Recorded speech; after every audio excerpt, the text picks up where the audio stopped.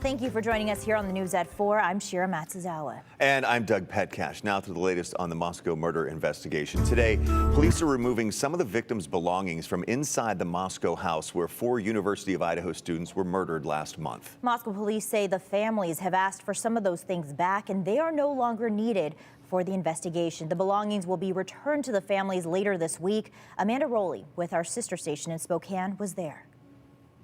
At the request of the students' families, Moscow police packed up personal belongings at the home. In fact, Chief James Fry said it was important for him to personally be here with the officers, boxing up those items so they could, in a sense, be there for the family and give back those items that might help the family heal.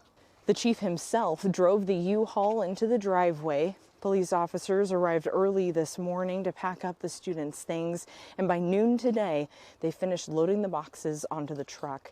This is not something police typically do, but Idaho State Police spokesperson Aaron Snell says in this case, it was appropriate. We've had the crime scene for quite some time, and the family would like back some of those belongings. There's undoubtedly some sentimental issues, and I think it will help with a little bit of the healing, and we want to be part of that process. We want to help them. We don't want to keep holding onto items that really aren't needed for the investigation. There was no sign of the students' immediate family members here today, but we do know the U-Haul has been taken to a secure location where Moscow police will communicate with the family to coordinate returning those items to them. Reporting in Moscow, Amanda Rowley, KREM 2 News.